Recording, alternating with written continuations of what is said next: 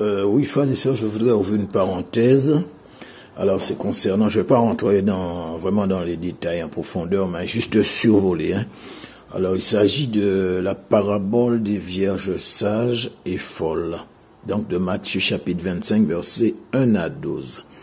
Il faut savoir que, contrairement à ce qui est dit, il n'y a pas d'enlèvement pendant cette période-là. Ça n'a rien à voir avec l'enlèvement de l'Église. Absolument rien à voir avec l'enlèvement de l'Église. Pourquoi? C'est simple. Quand on regarde bien la parabole des vierges folles, il est dit que les 5 sages entrèrent dans la salle des noces. C'est tout simplement pour accomplir Matthieu chapitre 22, la parabole des noces de l'agneau. Et il est dit que les autres vierges ont été chercher de l'huile et puis elles revinrent. Mais qu'est-ce qu'il est dit au verset 11? Après cela, les autres vierges vinrent aussi et dirent, Seigneur, Seigneur, ouvre-nous. Mais il leur répondit, je vous dis en vérité, je ne vous connais point. Alors, si l'Église est montée, comment les autres vierges pourraient dire au Seigneur, ouvre-nous? Ils sont entrés dans une salle et elles disent, ouvre-nous. C'est que les vierges sages ne sont pas montées. Elles ne sont pas encore dans le ciel. L'enlèvement n'est pas encore fait. Et je voulais aussi ajouter ceci, concernant ce qui s'est passé dans le jardin de Gethsémani. Alors, au chapitre 17, le verset 12 du livre de Jean, alors le Seigneur dit, lorsque j'étais avec eux dans le monde, je les gardais en ton nom. J'ai gardé ce que tu m'as donné et aucun d'eux ne s'est perdu, sinon le fils de perdition, afin que l'écriture fût accomplie.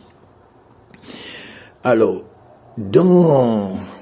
pendant ce moment, quand le Seigneur il a révélé ça, mais quand ça s'est produit dans le jardin de Gethsémani, souvenez-vous que les disciples étaient en train de dormir et qu'à 3 reprises, le Seigneur est venu et leur a demandé, pourquoi vous dormez? Vous n'avez pas, il a dit à Pierre, tu n'as pas pu prier pendant 1 heure avec moi. Et la 3e fois qu'il est revenu, il leur a dit, dans Matthieu 26, 46, levez-vous, allons, voici celui qui me livre s'approche. Et tout juste avant que le fils de perdition, Judas l'Iscariote, se manifesta dans le jardin de Gethsémani. Donc vous voyez, regardez bien, au Matthieu 26, 46, il dit que le fils de la perdition, c'est le seul qui a été perdu. Parce qu'il fallait que l'écriture s'accomplisse. Or, les disciples dormaient. Mais Jésus les a réveillés tout juste avant que Judas, qui est le parallèle du fils de la perdition, n'arrive. Et pour ma part, la même chose va se produire dans la fin des temps. Donc c'est pour corroborer 2 Thessaloniciens chapitre 4. Attendez, il faut que je vois ça. C'est 2 Thessaloniciens 4. 2 Thessaloniciens. Alors oui, 2 Thessaloniciens chapitre 2. Et verset 3, quand il dit, il faut que la révolte soit arrivée auparavant et qu'on ait vu paraître l'homme du péché, le fils de la perdition. C'est un parallèle, c'est un deuxième accomplissement qui va se faire lors de la venue du Seigneur, enfin, lors de la présence, de l'avènement du Seigneur. Le fils de perdition viendra aussi également, tout juste quand l'Église sortira de son sommeil, parce que le Seigneur va réveiller l'Église.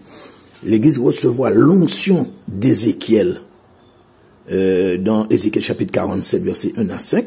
Le torrent d'Ézéchiel, c'est la dernière onction qui doit tomber.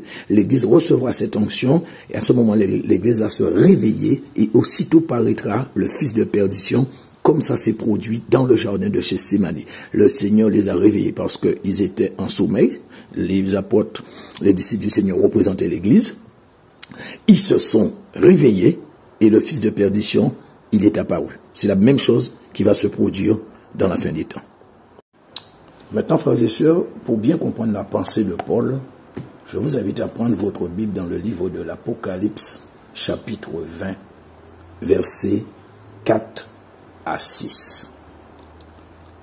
Et ensuite, nous irons dans 1 Thessaloniciens, chapitre 4, versets 15 à 17. Quand je vais faire matcher ces deux livres, vous allez comprendre clairement à quel moment l'enlèvement de l'Église se fera. Tout deviendra limpide, clair pour vous. Vous n'allez plus vous laisser abuser par des, on va dire de fausses théories, parce que souvent c'est de la théorie quand on joue avec la parole de Dieu. On déduit, ça veut dire telle et telle chose. Non, il faut toujours laisser la Bible répondre à la Bible. Mais nous ne devons pas répondre. Il faut laisser la Bible. Quand on dit quelque chose, on doit le retrouver dans la Bible. Alors je dis pour vous, frères et sœurs, il est écrit, verset 4, « Et je vis des trônes sur lesquels s'assirent des personnes, et il leur fut donné de juger. Je vis aussi les âmes de ceux qui avaient été décapités pour le témoignage de Jésus et pour la parole de Dieu, et ceux qui n'avaient point adoré la bête ni son image, et qui n'avaient point pris sa marque sur leur front ou à leurs mains. Et ils vécurent et régnèrent avec Christ 1000 ans. » Verset 5. « Mais le reste des morts ne ressuscita point jusqu'à ce que les 1000 ans fussent accomplis. » C'est là la première résurrection. Verset 6. « Heureux et saint celui qui a part à la première résurrection. La seconde mort n'a point de pouvoir sur eux, mais ils seront sacrificateurs de Dieu et de Christ et régneront 1000 ans avec lui. » Alors je reviens à verset 4 pour vous expliquer.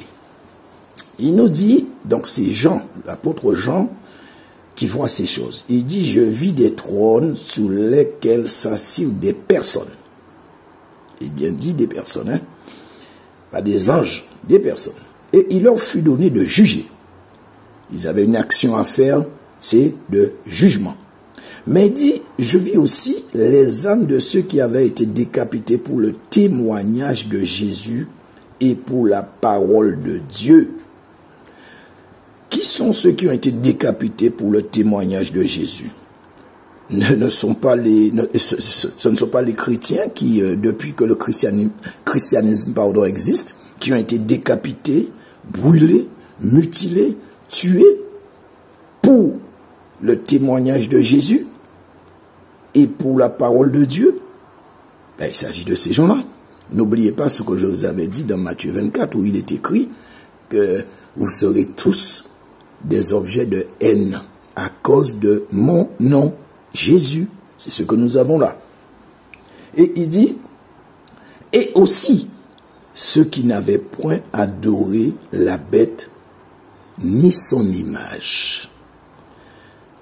Alors là, c'est intéressant. La bête et son image, ça c'est à quelle période ça?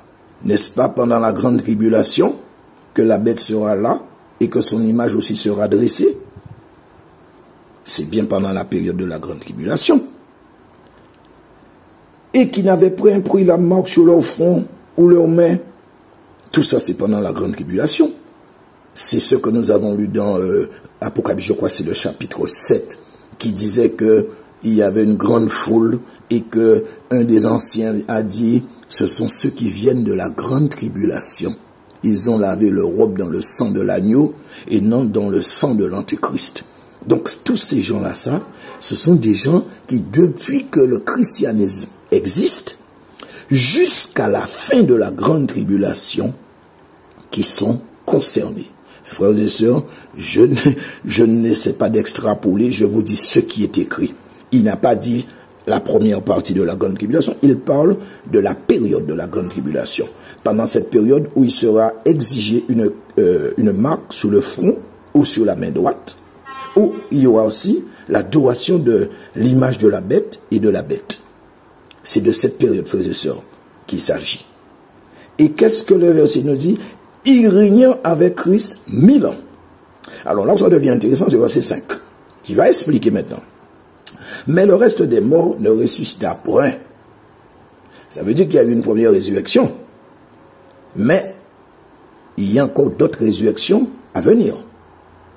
Et il dit, ça c'est la première résurrection, le reste des morts ne ressuscita point, donc ça c'est la première résurrection, jusqu'à ce que les 1000 ans fussent accomplis. Et c'est ce que le reste du verset dit, c'est là la première résurrection. C'est pour ceux qui n'ont pas adoré l'image de la bête, qui n'ont pas pris sa marque, qui n'ont pas fait allégeance. Frères et sœurs, je n'interprète pas, c'est ce qui est écrit. Je vous explique simplement. Si vous lisez maintenant comme moi, vous allez comprendre clairement. Mais le reste des morts ne ressuscita point. Qui c'est qui a été ressuscité? Ceux qui n'ont pas pris la marque sur leur front, sur leur main. Ceux qui n'ont pas adoré la bête. Ceux qui ne lui ont pas fait allégeance. Ceux-là, ils ressuscitèrent premièrement. Ils régnèrent avec Christ 1000 ans. La fin du verset 4, c'est ce qu'il dit.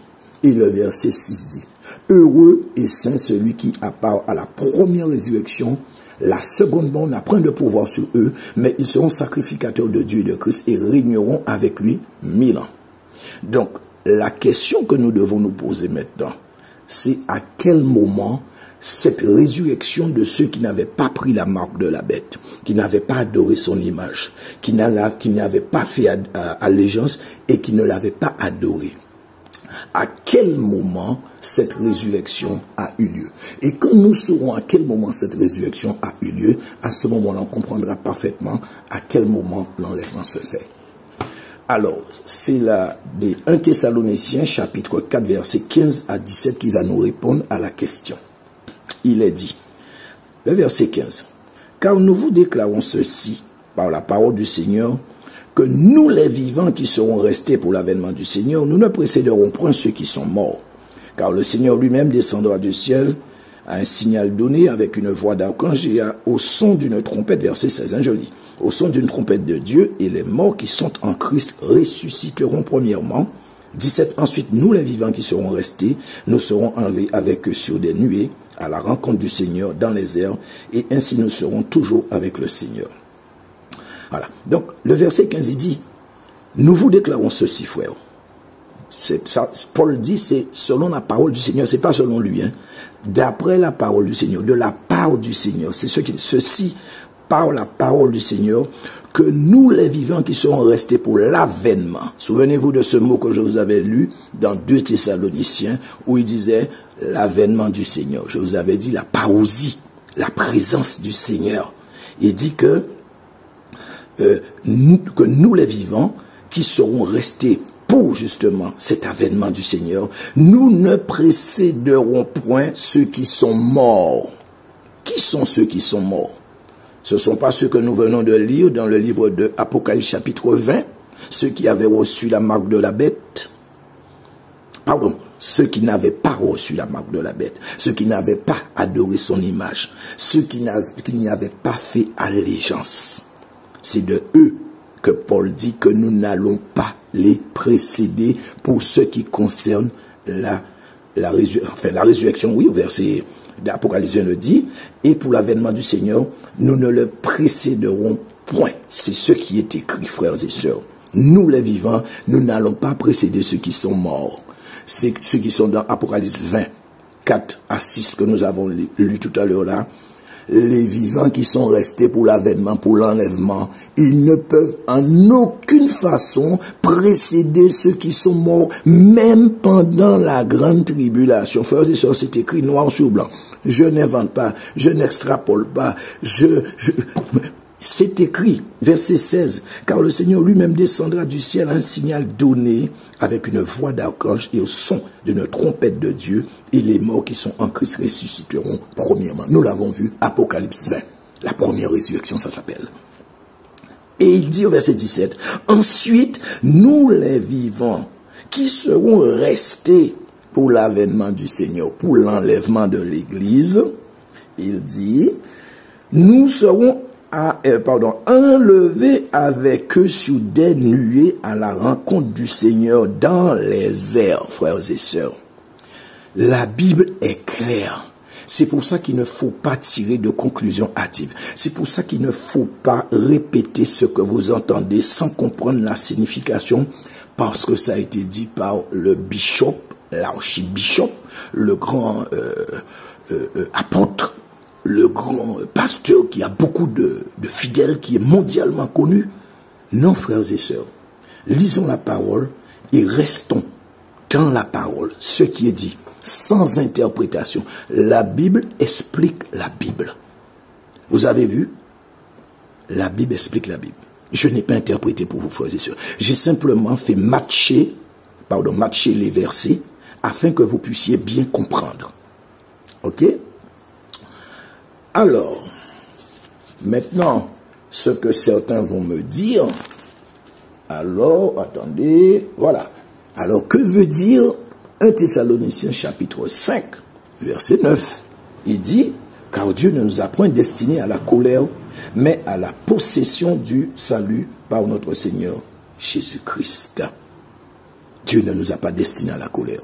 Frères et sœurs, la Bible doit répondre à la Bible. Je ne vais pas interpréter pour vous. Je vais simplement laisser la Bible répondre à cette question. Nous irons dans le livre de Apocalypse, chapitre 15. Alors, Apocalypse chapitre 15. Alors, je ne vais pas lire tout pour vous parce qu'il faudra à ce moment-là lire. Vous pourrez le lire, hein. Apocalypse chapitre 15 et Apocalypse chapitre 16. Dans l'intégralité, ces deux chapitres vont répondre à cette question, à savoir c'est quoi la colère de Dieu. Et comme je vous dis, frères et sœurs, la Bible explique la Bible. Je n'interprète pas, je vous le lis. On pose la question, la Bible répond. Il dit, verset 1 du chapitre 15, « Et je vis dans le ciel un autre prodige grand et admirable, 7 anges qui tenaient les 7 dernières plaies. Car c'est par elles que s'accomplit la colère de Dieu, frères et sœurs. » C'est écrit noir sur blanc. Je ne l'invente pas. Je n'extrapole pas.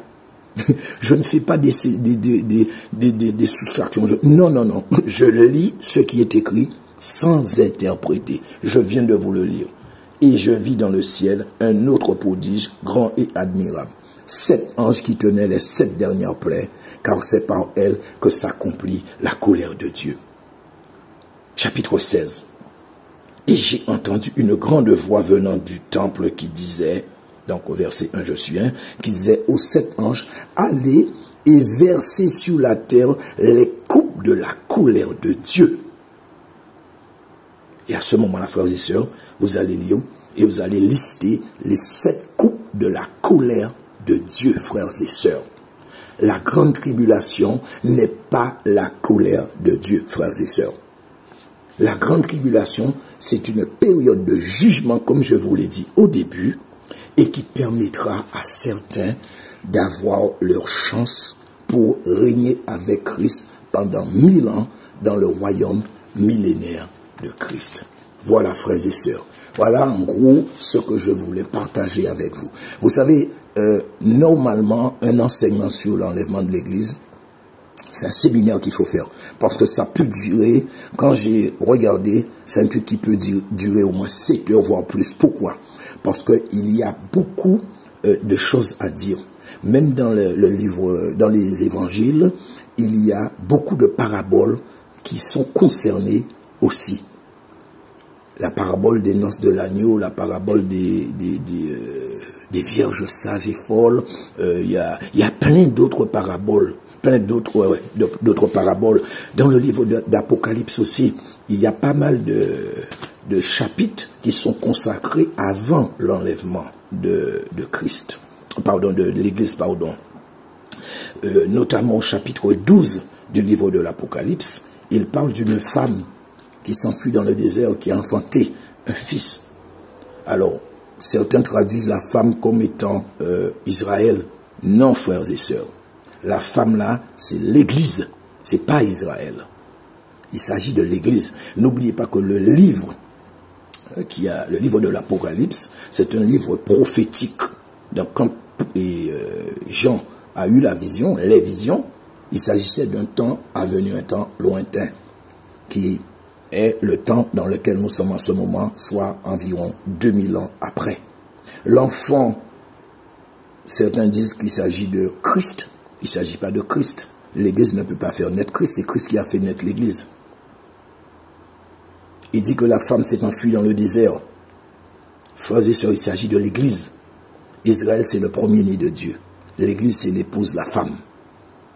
Donc, il ne faut pas interpréter ce qu'on veut. Et il dit que cette femme s'enfuit dans le désert où il y avait un lieu qui a été préparé pour elle. Et la période pendant laquelle cette femme sera dans ce lieu, ce sera un temps, des temps, la moitié d'un temps. Soit 3 ans et demi, 42 mois. Si vous lisez les autres chapitres, vous allez voir, vous allez comprendre. Donc, frères et sœurs, voilà. J'espère que cet enseignement vous a fait du bien. Et j'espère que à partir de maintenant, quand vous allez entendre des choses, si vous ne comprenez pas, prenez votre Bible, lisez. Si vous ne comprenez pas, demandez au Saint-Esprit de vous aider. Il va vous aider. Mais ne tirez pas de conclusions hâtives. Ne répétez pas ce que vous entendez à tout bout de champ. C'est vrai que ce truc-là, je l'ai déjà trop entendu. Ah, mais l'Église n'est pas destinée à la colère de Dieu. Ah, l'Église n'est pas destinée à la colère de Dieu. Frères et sœurs, non. Comprenez, lisez, méditez. Dieu va vous permettre de comprendre. Ne répétez pas. Il y a beaucoup qui disent l'Église n'est pas destinée à la colère de Dieu. Pourquoi? Parce que tout simplement, ils ne veulent pas se retrouver dans une situation difficile. Mes frères et sœurs, en métropole, certains endroits, nous sommes pour l'instant au paradis par rapport à nos frères qui subissent des choses en Chine, en Corée du Nord, etc. Comment voulez-vous que l'enlèvement se fasse là maintenant? Non, du tout pas. L'Église doit être éprouvée pendant une période, mais il y a aussi la consolation dans Apocalypse chapitre 3, verset 10, où Dieu dit, alors je vais prendre rapidement pour vous, c'est vrai qu'une partie de l'Église sera éprouvée, ça c'est vrai, mais il y a l'autre partie que je viens de vous lire là, qui sera protégée pendant cette grande tribulation. Donc c'est Apocalypse chapitre 3, verset 10, il dit, parce que tu as gardé la parole de ma patience, moi je te garderai de l'heure de la tentation qui doit venir sur le monde entier pour éprouver les habitants de la terre.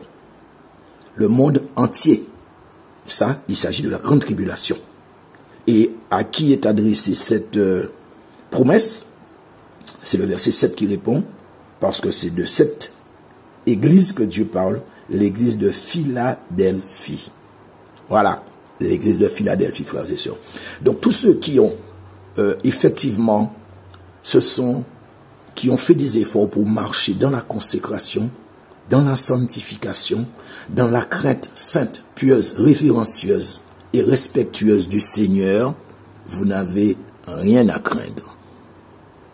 Je dis, vous n'avez rien à craindre parce que Dieu a des limites aussi. Il respecte sa parole. Et je vous dis, Dieu, il respecte sa parole. Il a fait une promesse. Donc tous ceux qui ont subi, qui ont voulu plaire au Seigneur avant qu'ils se plaisent à eux-mêmes ou à autrui, tous ceux-là sont concernés. Ceux qui se sont sacrifiés dans l'obéissance de la parole de Dieu. Voilà, frères et sœurs, ce que je voulais partager avec vous. Alors, j'espère que ce sera clair dans vos pensées, dans votre tête, et qu'à partir d'aujourd'hui, que vous puissiez comprendre que l'Église doit se préparer. Frères et sœurs, il y a beaucoup qui ne sont pas prêts. Frères et sœurs, tu dois te préparer, je te le dis. Tu dois te préparer. Si tu veux continuer à croire à ce que l'archibishop a dit, ou le grand apôtre, ou je sais pas, pasteur qui dit que l'Église n'est pas destinée à la colère et tout ça. Frère, tu es libre, sœur, ma sœur, tu es libre. Tu peux croire. Mais moi, je t'ai dit ce qui est écrit, je l'ai lu, je te l'ai expliqué. En tant que serviteur de Dieu, c'est notre devoir d'expliquer la parole de Dieu. Pas des trucs approximatifs, mais ce qui est écrit dans la parole est resté dans la parole, sans supputation, sans extrapoler, sans, je sais pas moi, interpréter quand ça arrange ou je sais pas. Non, frères et sœurs, je l'ai expliqué pour vous, vous l'avez compris. Voilà. Donc, c'était votre frère Édouard. Que Dieu vous bénisse. Au nom de Jésus-Christ de Nazareth. Amen.